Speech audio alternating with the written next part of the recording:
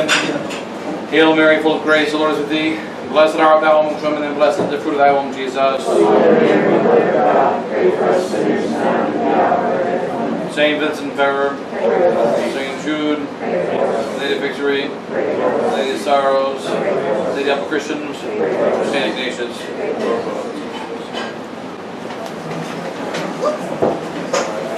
So we will we'll continue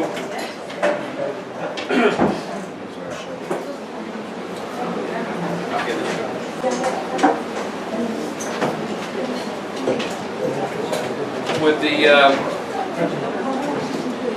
I'm going to say, obviously in Pascendi, St. Pius X covers everything. And remember that the modernism is the synthesis of all heresies, and it's one heresy.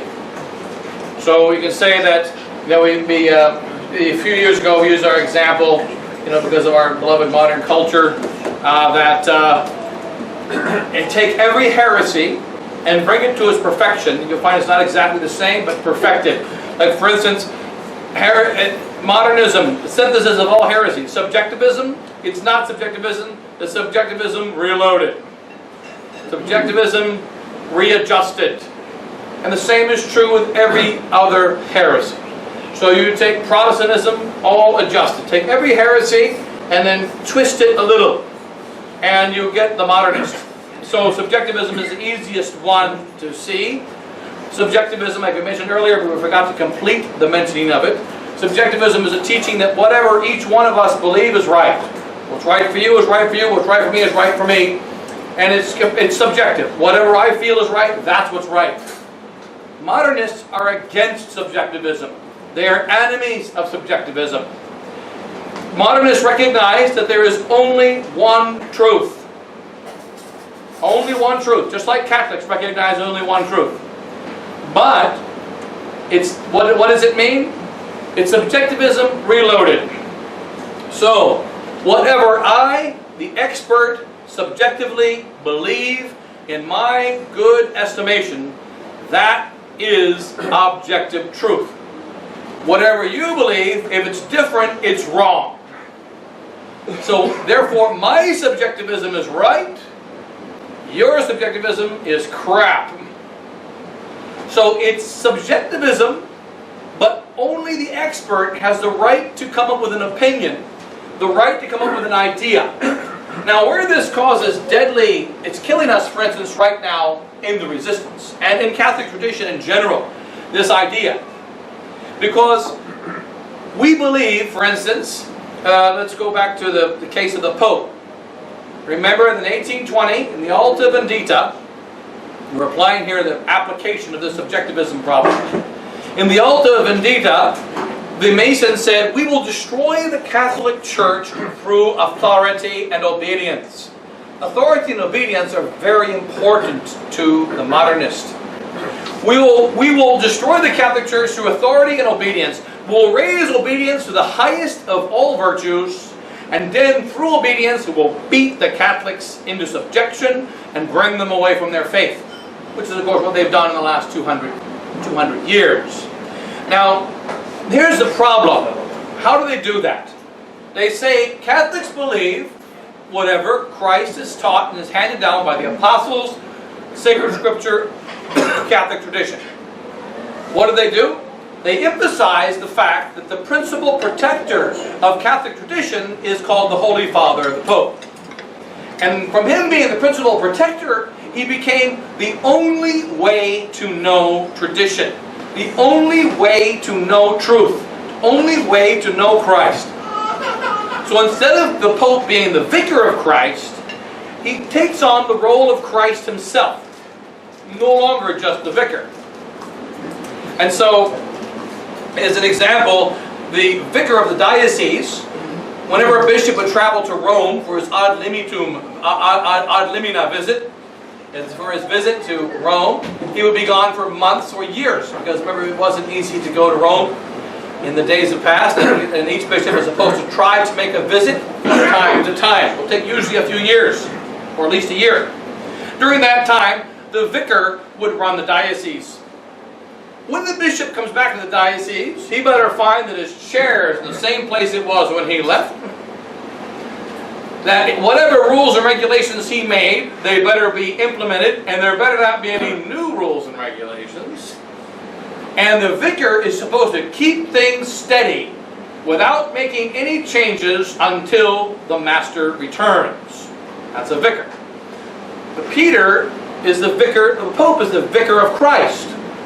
Now what the modernists did was they elevated the vicar of Christ into becoming like Christ, identical to Christ himself. Whatever proceedeth from the mouth of Christ is true, because Christ is the truth. Modernists take this divine characteristic unto themselves. They started by getting Catholics to accept it by saying, you're not divinely inspired, but the Pope is. Therefore, the only way you can know what Christ teaches is whatever the Pope says.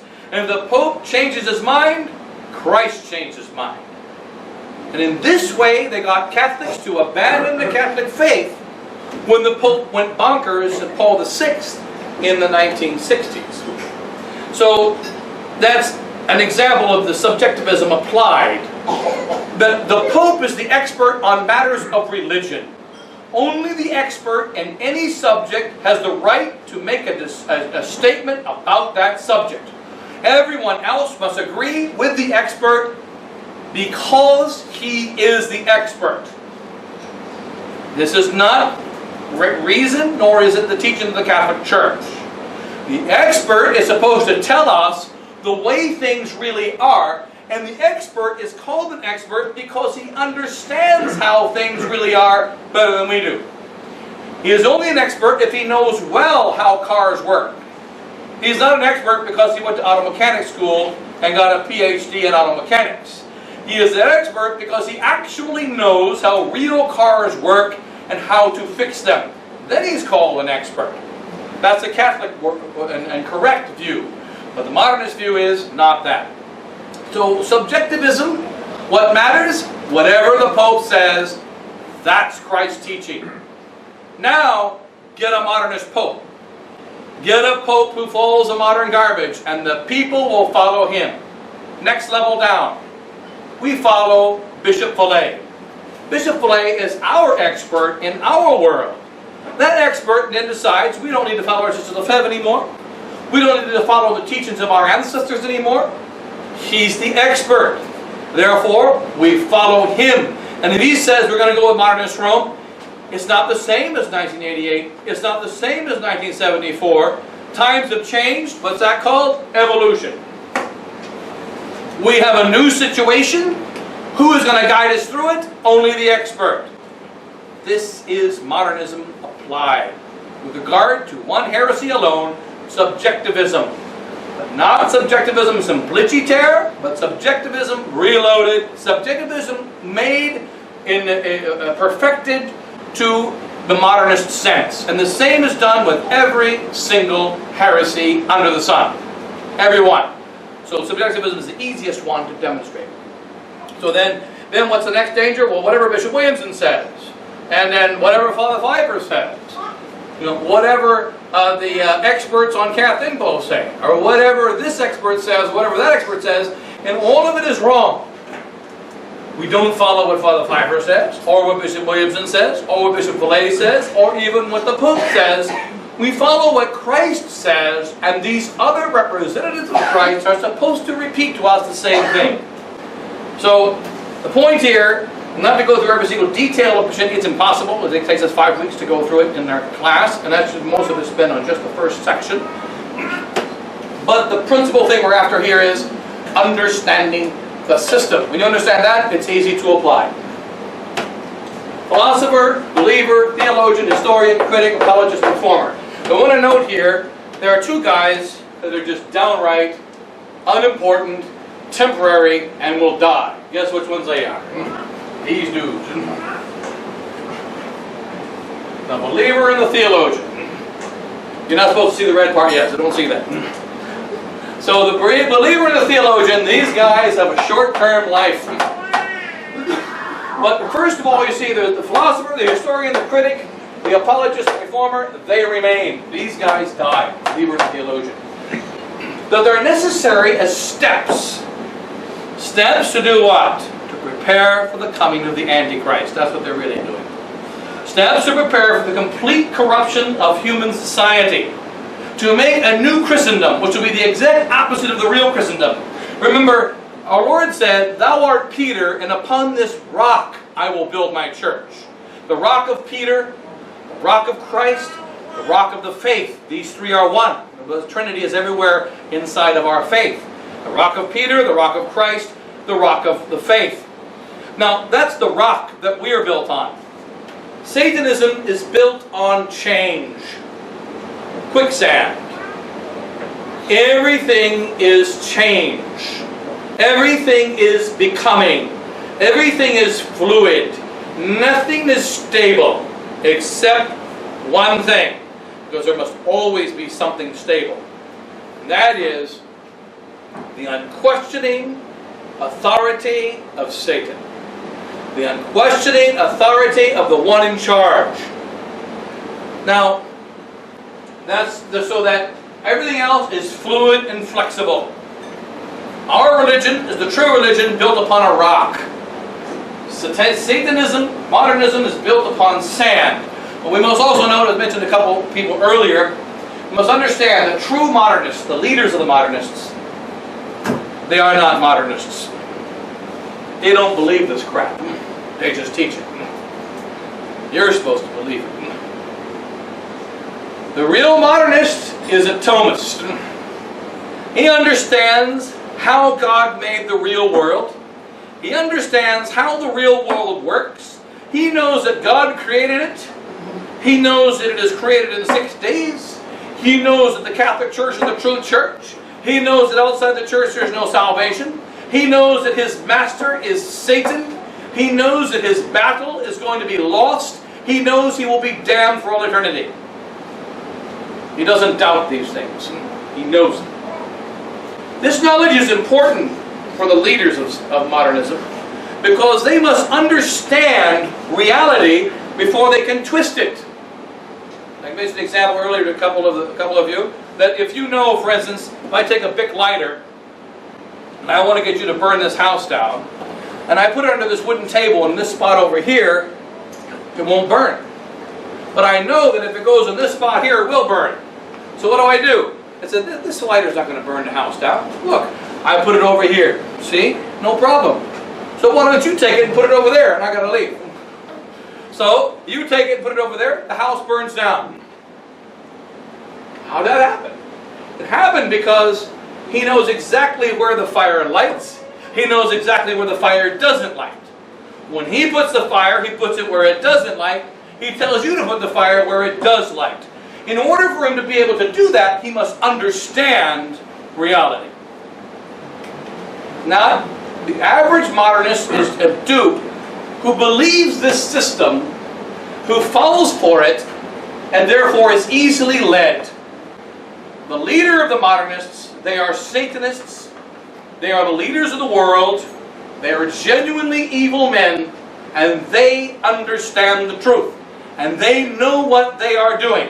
Now, who these individuals are, very difficult for us to say precisely which one is which. But they are real and they're there. So our focus here is how do we get modernist thinking, and what are the principles of that kind of thinking that produces any heresy? It's a heresy-producing system. We begin with agnosticism. So we started that. First thing we know about everything is that we don't know anything about anything. And we're absolutely certain of that. So the first thing we know is, no man can know. What does that do? It gets rid of all the other authorities. See, the priest says, I know if you do bad, you're going to hell. If you do good and follow the teachings of Christ, you can go to heaven. The priest knows what's true and what's false.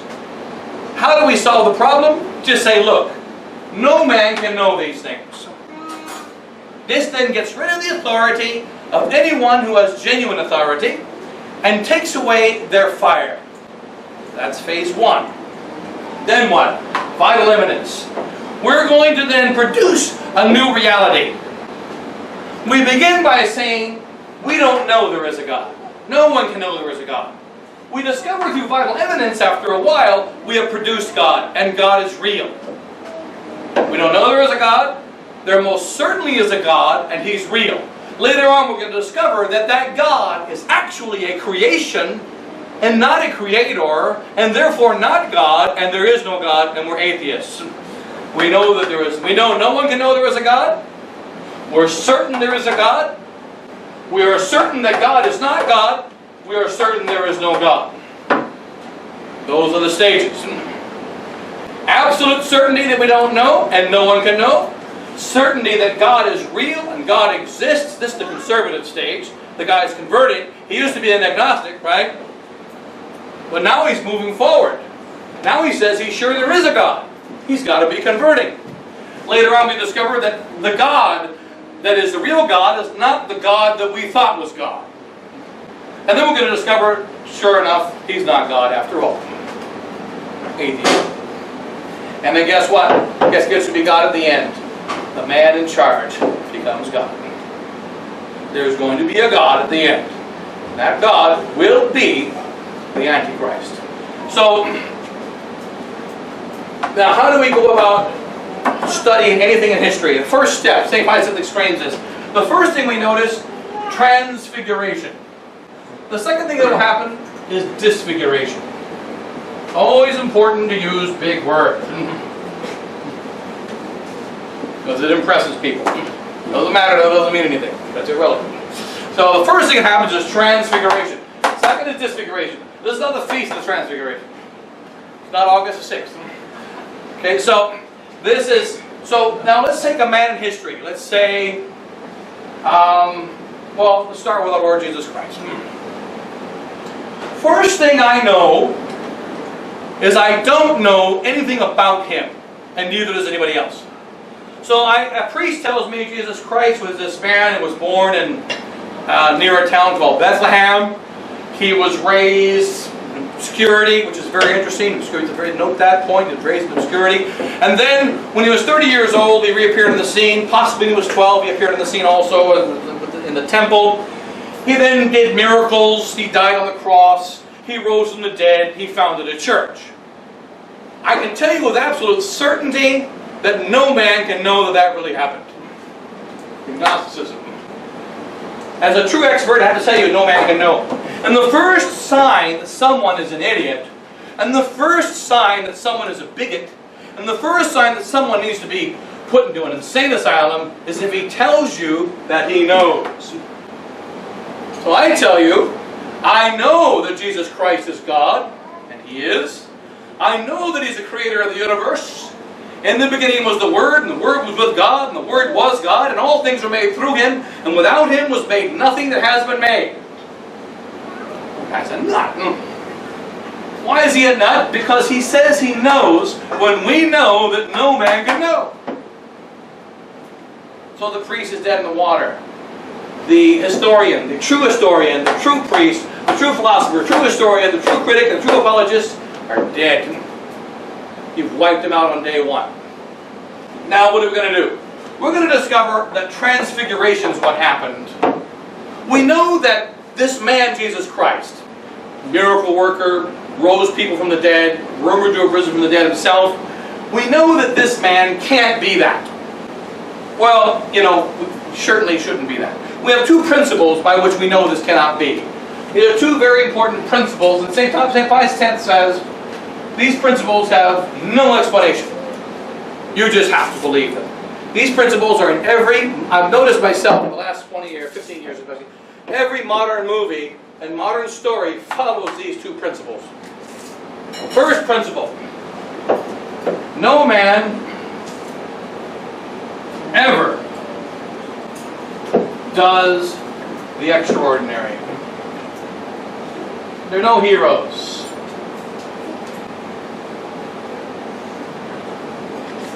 Second principle, which is concomitant and goes with it, no man, or let's put it positively, every man works only for self-interest. These are principles and indisputable dogmas for the modernist. St. Pius X points it out at the beginning, towards the beginning of the encyclical. No man ever does the extraordinary. So if you find something extraordinary, for instance, raising someone from the dead, actually multiplying loaves, it didn't happen. Why? Because no man does anything extraordinary. Miracles are ruled out. There can be no miracles because there can be no miracles. He said it's a miracle, it's not a miracle because there can be no miracles. That's the end of it. No proof needed. No man ever does the extraordinary, and if he does something that appears to be extraordinary, it's going to be for his own self-interest.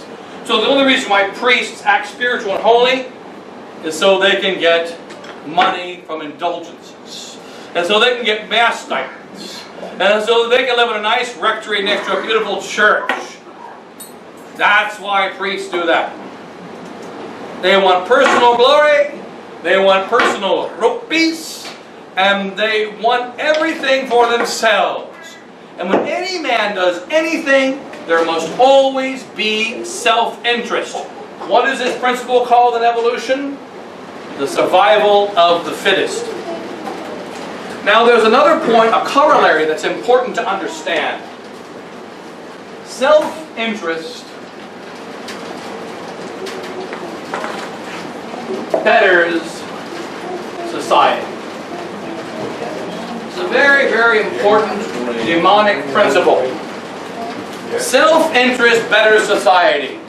See, this is the basis of what do you call it? The modern economy of the capitalism.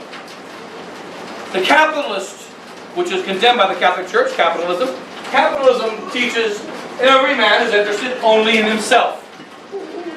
I sell you a car for $500. I'm in the used car market. I sell you a car for $500 because if I sell it to you for $2,000 when it's only worth $500, you're not going to buy another car from me.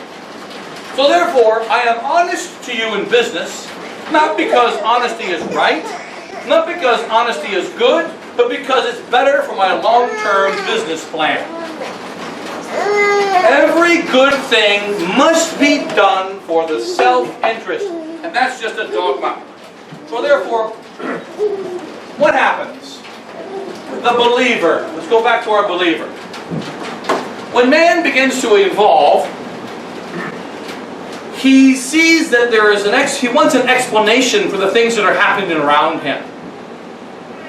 And he believes he has necessities, he needs food, he has great needs. We're not going to focus on this too much, but he has needs, and these needs are fulfilled by some spiritual thing, by God. His needs are going to be fulfilled, and a bunch of believers get together, and they have a common need. Go back to that man, Jesus Christ, according to the teaching of the modernists. The community of Mark. They claim was a community in which we know that Mark's gospel is the first gospel. Why? Because it's the shortest. Because obviously, the longer you go on, you've told more lies. Mark's gospel is shorter, therefore it had to be the first gospel. It's obvious. Shortest gospel must be the first gospel. And also, that they claim, and Mark was a man he lived in a community of the Jews suffering. A Jewish community of suffering people.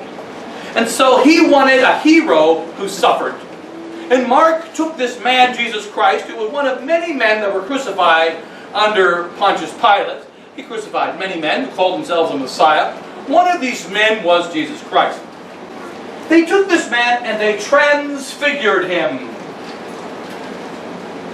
They made him into something he was not. The believer took the real historical character of Jesus Christ and he transfigured him. Now remember, there's not just one believer, there's groups of believers. And groups of believers can, as a group, psychologically take an historical character and make him into something that he was not. They needed a suffering Jesus. Later on, we discover that there was another community under John. This was a more positive and loving community that would not have had the negative experiences of Mark's community. So they made the Jesus character rise from the dead. And what happened was John's community and Mark's community and other communities of Jews who were dispersed in the early centuries, they began to come together and the stories of Jesus began to be melded together. so that he became a crucified man, but he became a resurrected man. He became a great miracle worker, but then he was also a preacher. He was a king, and he was a teacher, and he was sold like a slave. I mean, all these confusing stories about this man. And they were all created until one day in the year 325, by an election of bishops, he became God. They made him into God. This is the story of from Jesus to Christ. Now, many experts have different opinions about it. When did Jesus believe that he was God? Did he ever think of the idea of being God himself in his own lifetime? What's the first thing we know? What is it? Tell me. With absolute certainty, we can tell you that we don't know. But of course it's certain. Here's an example. There's a document, and this is you can see the documentary From Jesus to Christ. We show that before reading Pascendi. I show a documentary to the seminarians, made in the late 90s, early 2000s, called From Jesus to Christ. First watch that. Made about the year 2000. Then you read Pascendi. You find out there's nothing new in that crappy, modernist, demonic production. It's all here in 1907, explained by St. Pius X. So, we know with certainty that we don't know. But we can surmise that there was a document, they call it the Q. There was a document called the Q, which has never been found. It has no... We know this document existed because it must have existed. It's like a missing link. We know it existed because it must have existed, and since it must have existed, it certainly existed.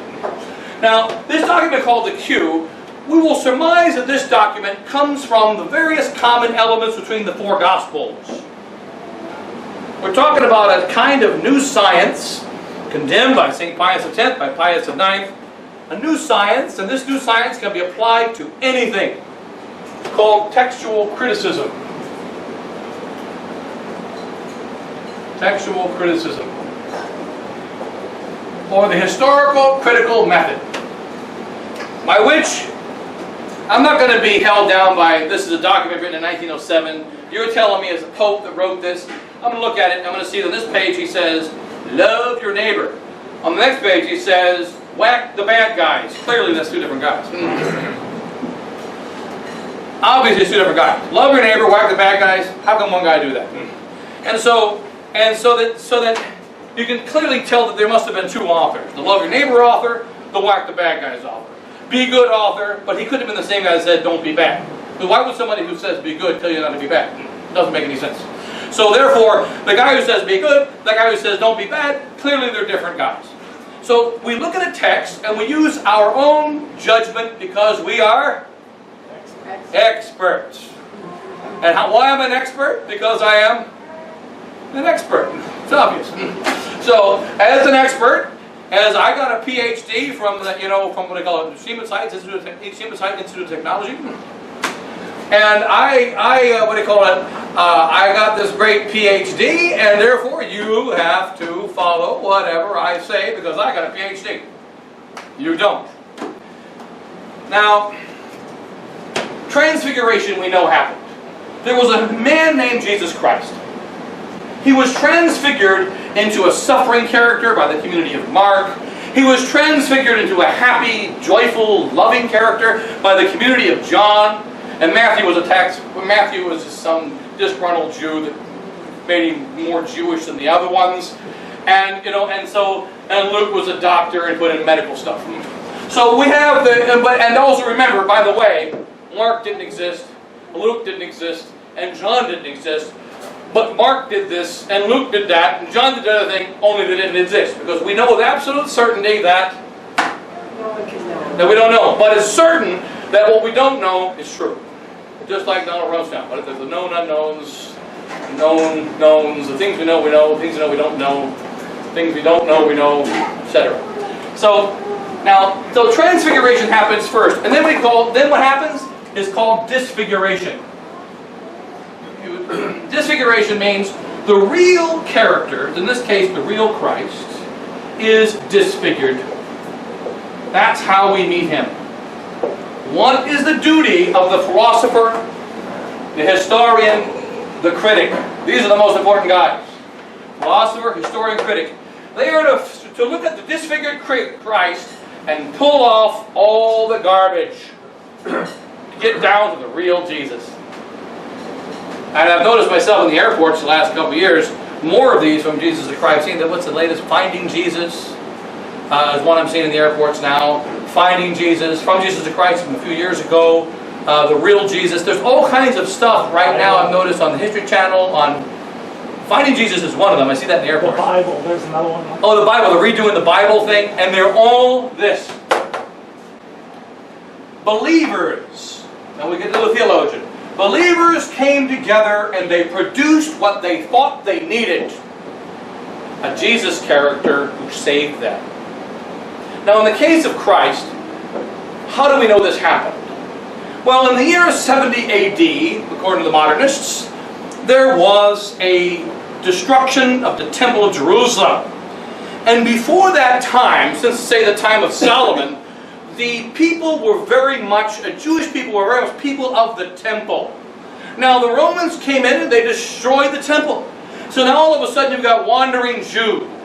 Well, there's two aspects of the Jewish character. One is the temple, the people of the temple. These are ritualistic Jews. And then the people of the book. Because remember, there was a Pentateuch. Because it was believed by the Jews that a man named Moses wrote these 5 books. Which, of course, he didn't write. Because we know with absolute certainty about Moses. It's obvious. So, in any case, so this man, Moses, who, of course, we don't know that he ever existed, but we're certain that it happened, that he wrote these 5 books. The people of the book, they became the Talmudic Judaism. The Talmud and the Torah. The Talmud's the other, the Talmud and the Kabbalah, right? So they became those Jews. Other Jews really looked back to the temple. And they looked for something to have ritual, but the ritual could no longer be at the temple. So they became ritualistic Jews who looked at this Jewish character that was crucified by the Romans some 30 years before the temple event, and his name was Jesus. And they created a Jewish break-off from Judaism, which today is called Christianity. What proofs do they have of this? You already know. Right? Do they need proofs? Of course not, because they are experts. And then remember also, not as simple as that, because they will take proofs much the same way that Galileo used his telescope. Galileo is one of the great creators of our modern world. He was an evil man. But he recognized something that has been used by the scientists from his day until our present day. I have a telescope. You don't.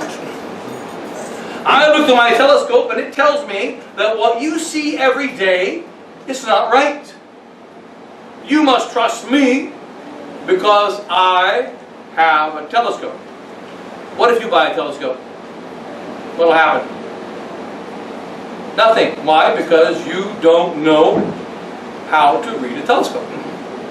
So if I were to give you my telescope, I would be wasting a beautiful piece of equipment. Because you don't understand telescopes. You don't know how to use telescopes. You don't even know what you're looking at. And this is the key to the victory of modern science, which is called the Copernican Revolution, now in the last 500 years. The realization you don't have to prove anything. Even Galileo said it before the communists said it. You tell a lie, you tell it boldly, and you tell it again, and you tell it again, and tell it again, and one day they're going to say it's true. Don't prove it. Say it with conviction, and mock anyone that disagrees. Galileo was the first one to do that. He didn't invent anything, but he knew how to mock. He knew how to sell. He knew the power of the telescope. And he realized that if he lied, who's going to catch it? A couple of intelligent guys maybe, but who's going to listen to them? Because I'm going to say the lie more boldly than they say the truth. That's the power. This is the foundation of modernism. Modernism begins with the Protestant Revolution, begins with Galileo and so on, but nonetheless we can't go into that.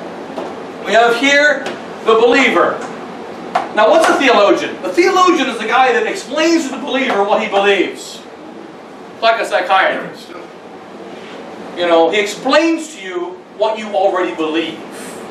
The theologian has a certain value because the actual purpose of the theologian is to be a bridge between the believer and the philosopher. Because the philosopher is a cold-hearted facts guy. He's like Mr. Spock. This is the way it is. If you don't like it, it's just too stinking bad. This hurts believers. The theologian, his job is to make believers and philosophers get along. How does he make believers and philosophers get along? He explains to believers what they believe.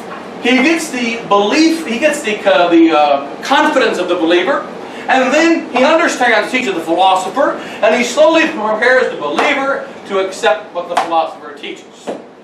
He's like a middleman. He's a facilitator. He's a social worker. That's his job. It's a temporary job. Once the philosopher has full power, theologian gets executed. Once the philosopher has full power, believer is in prison. These guys are temporary. The historian. What is an historian?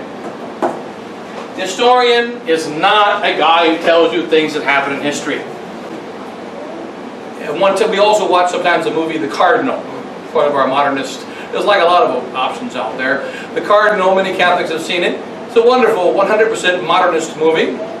Catholics like it because it's got Latin in it, it's got incense, it's got, it's all Latin Mass. It was made before the new Mass. The guy wears a cassock, and it's just wonderful. It's just straight heresy from beginning to end.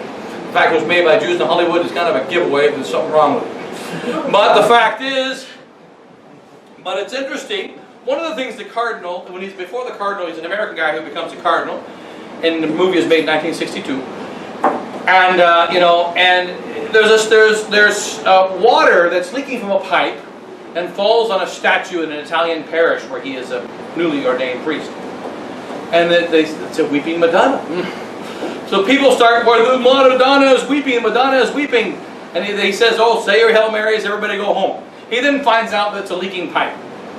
His Jewish friend comes in and says, what happened? Well, the pipe's leaking on the Madonna. Are you going to tell the people? No, I'm not going to tell the people. So they're going to believe a lie. They're not believing a lie. The Madonna wept. You're trying to tell me there was a miracle?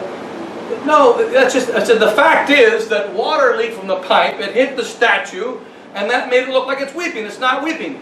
And he says to his Jewish friend, those are just facts. That's not what really happened. They're just facts. The fact is that God made the pipe, right? God made it able to rust. God made it leak at that point.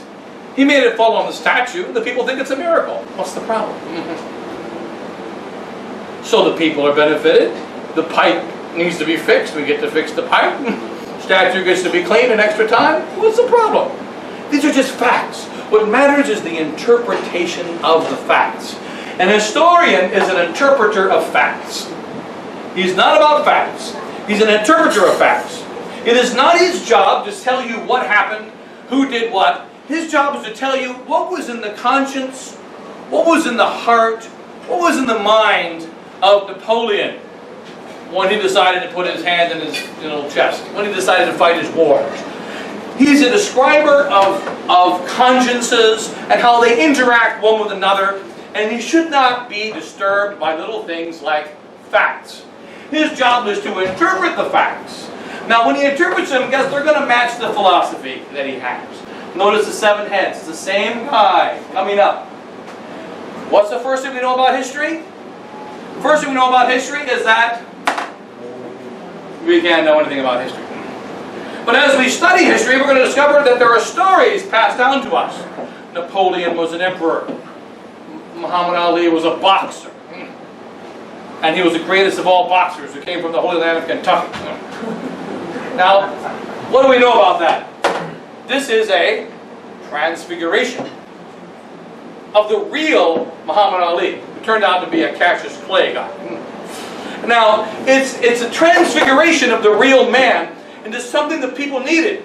Remember, this was the 60s. People were in rebellion, and they were afraid of real fighting. Like one comedian said, he said, I don't understand about Muhammad Ali, because he told the American government, he says, I'm not going to kill him, because I'm a peace man of peace. So the government got mad at Napoleon, at Muhammad Ali. He said, well, you're not going to kill him? We're not going to let you beat him up. So he likes to beat people up, but doesn't want to kill them. They want him to kill him, but they don't want him to beat him up. So he has a Thriller in Manila and what is it, Rumble in the Jungle, right? Because he was running away from the draft. The people needed someone who was going to be violent, who was going to beat people up but not kill them. And so they took this guy from Kentucky, who actually was learned how to box from a Catholic priest. Where else would you learn? One of Father Hannafin's classmates, who was our pastor here. He learned how to box. And they created this need. Did the real Muhammad Ali live? We know that. Can't really know. But we know that he did really, that there was a real Muhammad Ali. So guess what? You can go to the History Channel and you're going to get the story of the real Muhammad Ali. And what's that story going to be?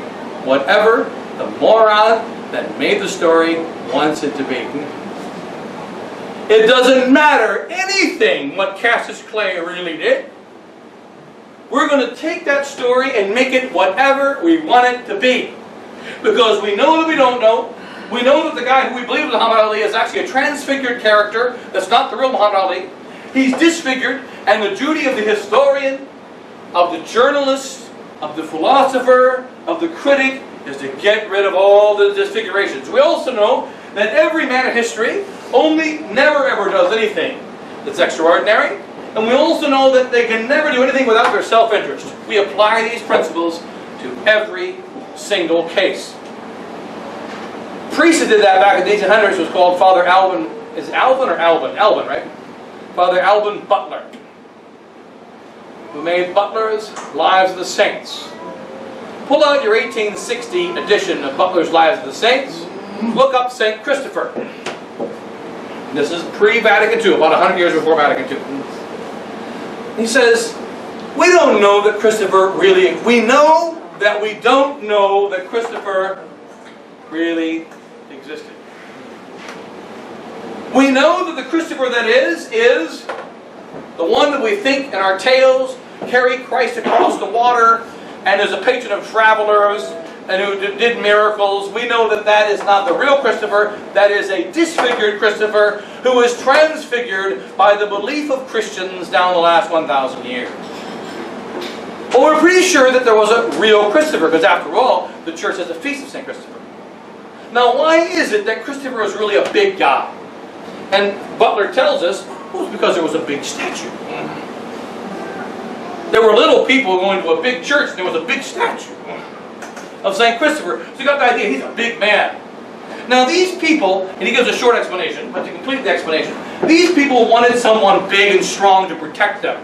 And they wanted someone to carry them across the rivers of life. And so they made this character, who was probably a real saint, a really holy guy, but we don't know much about him. We know that the real Christopher is transfigured by popular tradition, disfigured, and that the historian is going to pull apart the disfiguration and bring us back to the real Christopher. There was another life of St. Francis Xavier. Father Giselle read it. It's a big, long life. My brother read it too. I forget what Jesuit wrote it. In the documentation of the canonization of St. Francis Xavier, I think there's 40 recorded confirmed miracles, raising people from the dead, driving devils away. Remember, the church is really strict in its confirmation of miracles. In the Jesuits' life of St. Francis Xavier, he admits only one miracle. And that is that there was a storm, and he threw crucifix in the water. The storm stopped, and the crab brought him the crucifix in India. The other miracles, raising from the dead and speaking in tongues, we're not sure that they ever happened. And the real saint, the reason why St. Francis Xavier is a saint, because he was just a downright spiritual guy. He did fasting, he prayed, he was just downright holy. But the miracles, we know he performed miracles, but did he perform all the miracles they say? I don't think so. It's popular imagination. There was a saying from the 19th century that in the breviary, we mentioned it sometimes in sermons, he is a liar like the second nocturne. It's a saying of Catholic priests. 19th and 20th century. He is a liar like the second nocturne. Now, you know, when we say matins, first nocturne, we have 3 readings, and you read sacred scripture. Second nocturne, we have 3 readings, and you read the life of the saint of the day. One example of such reading is the life of St. Clement of Rome. And it tells us that Clement, the Pope, he was martyred in the Red Sea, in the Black Sea. They took a, a millstone, put it around his neck, and tied him to an anchor. They tied him to an anchor. They brought him out of the Black Sea about 10 miles, and they dumped him in the water and drowned him. The people wanted to get St. Clement's body. The Black Sea receded 10 miles, and the people walked into the sea, and there was a small church at the bottom of the sea with St. Clement's body laying in it, with the anchor, holding the anchor. They took him and the anchor out of the sea, and that's what it says in the breviary that we read. Many other miracles. This is an example of one. And what do they say? This is something which is extraordinary. Therefore, we know with certainty it didn't happen. But we still accept that there was a real St. Clement. The one that we think of as St. Clement is a disfigured Clement who was transfigured by the popular love of simple people of the past who were not as smart as people today. Why were people of the past not as smart as people today? Because of evolution. The later you are in development, the smarter you are. The older you are, the dumber you are. The further back you were stupid and you believed simple things. Now people don't believe simple things.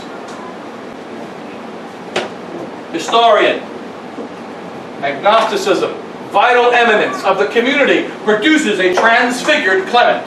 This transfigured is disfigured from the real Clement. The historian, get rid of the illusions. Now let's go to America, because sometimes they even do it the right way. All Americans know that we have a St. George, who is the founder of our country. What's his name? What is it? St. George. St. George, he was under that stupid, apple tree? Cherry tree. One of those things. He was under the cherry tree. He found the Lord. He got saved. He was the guy was a walking saint. Got baptized I heard him once a kid. He was baptized on his deathbed. Went straight to heaven with the angels. He's a saint. It's obvious. Okay, he was a Mason. Nobody is perfect. He was the head of Alexandria Lodge 22, which is the guys that are trying to destroy Christ in the Catholic Church. Everybody's got imperfections, okay? What do you do nowadays? George Washington needed to be a saint 100 years ago. Why? Because we had to destroy Christianity inside of the American people. Therefore, you make a Mason hero. Now he becomes like a saint. Now we don't need saints anymore. We don't want patriotism anymore. So the same guy that made George Washington into a saint, guess what he's making him into now? What? He's a demon. Go to the History Channel. Read about George Washington. He had 317 slaves. The guy was a slave owner. A pig. Why did George Washington fight in the Revolution? Because he married Martha. I forget what her last name was. But Martha had $17 million in cash in 1730, whenever it was. Today's money, we're talking billions of dollars. That was a happy marriage, let me tell you. Now, George married this really rich girl named Martha. He had 317 stinking slaves. Why did he fight the revolution? Because George only cared about what? His own personal self-interest. He didn't do anything extraordinary. He's just another pig who got to be on the dollar bill. That's it. Or which one is he on? Which one? Shoot. What? He's on the one, right? Yeah. And what's his name is on the 5? Lincoln, right? Number 1, right? So Lincoln was a hero. Now Lincoln is pig. Did this different guy make him into a pig who made him into a hero? No. The same modernist made him into a pig that made him into a hero. This is the point of St. Pius X. He says, the modernist is not just against the Catholic religion. He's not just the enemy of the Catholic religion. He's the enemy of all religion. Which is why you will find that pagans who have a brain, Protestants that have a brain, liberals that are true liberals have a brain, they all hate modernists. Because they understand that modernists are going to destroy liberals. Liberals believe everyone should do what they want. Modernists don't. They're going to make everyone into a slave. And there comes a point when liberals say, hey, wait a minute, what's going on here? It's too late. So, and what do they go back to? They say, well, the critic tells me that you're wrong. Guess what? The critic is the same guy as the historian. The historian doesn't agree with the philosopher. The only problem is, it's the same guy. We have the same exact process, the same exact system applied to everything. Once you understand this, you can become an expert on any subject, no matter what it is. If you're an expert, you know, how did it happen that, you know what they call it, the resistance came into being? Well, I can tell with certainty, after all I've studied, the first thing I can tell you is it's absolutely certain that we don't know. You know, but then again, we know there's something to this resistance thing. We really do. Now, when I said we don't know, what did I do? I successfully got rid of anybody that knows anything. We want those guys out of the room. Now I can invent my story. So then it can be whatever I want it to be. Because you know, the idea of resistance, because remember, no one does anything extraordinary. The idea of resistance is that we always had these priests who were clearly disgruntled with their superiors and their fellow priests. What were they disgruntled about? I'm absolutely certain that we don't know. But we're absolutely certain that they were really disgruntled, and there's no doubt about it. Now, it could have been that they were disgruntled because, you know, they were stationed with just guys who were too strict or too lax, that didn't meet their you know, what they felt that they needed based on their situation. Like, for instance, one of these priests of the resistance, we learned that he was transferred to somewhere in Asia. And clearly that's not a happy place.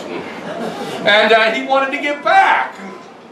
So there must have been some kind of a tension. And this must be the problem. And then we discovered that the real reason why he said he went out, that's the transfigured reason. We know for certainty that whatever he said is clearly wrong. Why? Because he's biased. If you ever want to find out what somebody did in their lives, never ask that person, because they're biased. Ask somebody who's an unbiased observer. Like, what did you do last night alone in your room? I can't ask you, you're biased. So I'm going to have to ask somebody who's an unbiased observer. How about Ralph, who lives in China? What did he do in his room in Colorado? I think that he was watching on the internet YouTube videos of Ching Wang Fang Shui. Okay, that must be what he did. The guy said he was sleeping. That's possible. So we know what, so that you're going to create an expert. First, you don't know. Then you're going to produce a reality. And then you're going to do whatever you're told, you know, is transfigured. You're going to disfigure it and get down to the real truth. That's the essence of journalism. A good journalist is a guy that shows to you that whoever he's reporting on is a liar. And a good journalist is one who shows to you the lie. And if he doesn't do that, he is a bad journalist. All of it, principle of modernism. So, philosopher, believer, theologian, historian, critic, all the same thing. That's how the modernist system works. Now remember, because it's always going under flux, and each person is going to be ripping apart every other person, eventually people become crazy. This is our point, our state right now. Everyone's an expert. Everyone is going through this process of modernist thinking. Whatever somebody tells me, it can't be true. Because everybody's a liar. And I've got to get behind whatever he said to what the real truth is. And everything everybody does is for self-interest.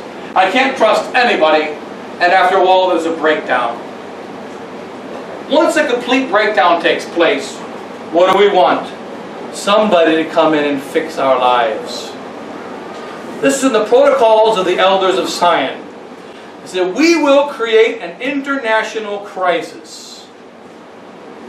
And then we're going to come in and fix it. Because we created the crisis, we could easily fix it. So we have a case here where that people living in this kind of world, they say that everything's divided. And by the way, remember what's happening as time progresses. The believer and the theologian are getting shrunk and shrunk and shrunk. They're almost down to zero now. And the historian and the philosopher, the psychiatrist, the psychologist, the critic, these guys are taking over. And so people then are living in an impossible situation. They want a way out, and the only way out is authority. Authority. And so they're going to accept the police state without any problem. We're already there. We're going to accept the police state. We have to accept authority. We're going to accept whatever the authorities give to us. You know. So in any case, the St. Pius X, there the philosopher, believer, theologian is quickly. Now, the remember that it's a system. The time is up here.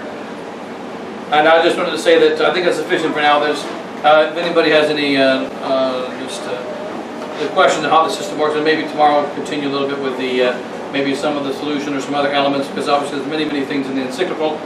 But we understand how this. We want to understand how the system works, and the answer to the system is a simple faith of a child and a recognition that there is only one immutable truth given to us by Christ, given to us by God, and that we have to accept it clearly and boldly in an entire Catholic vision. Because we'll notice at this stage, the tearing apart stage, diaboline, is only a phase of modernism.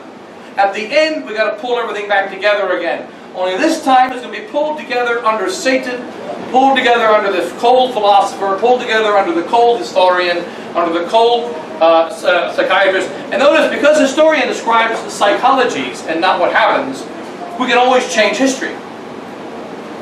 They go back in history, for instance, now, and make everybody into homosexuals. Because we're in a homosexual culture. They'll go back in history and make every single girl that did anything in history into a feminist. These girls are going to probably murder these modern girls. They weren't feminists. Not only the good ones, but the bad ones weren't feminists either. They were real women. So they're going to turn everybody into whatever we are. Keep changing the history. We can easily do that because all that matters is we know the truth changes. And we know that we're evolving. And we know that the only way to know truth is the expert. And that's the great practical conclusion of it all. And we're going to have to follow that expert. And so we're looking for people to follow. And this is a problem. Because we do need human leaders. That's true. God wants us to have human leaders. He made us that way. But we don't follow the human leader because he's the human leader. We follow the leader insofar as he's bringing souls to Christ. And in conclusion, Dr. Lefebvre said, as long as I am teaching the divine truth, as long as I'm teaching Christ's gospel, as long as I'm leading you to Christ and the truth, follow me. If I'm not, abandon me. And Father Hugh and I say the same thing, so should every priest. As long as we follow the divine truth, follow us. We step away from the divine truth, abandon us. Because the truth is bigger than we are. According to the modernists, the person is bigger than the truth. Now this is kind of a simple explanation of the phases.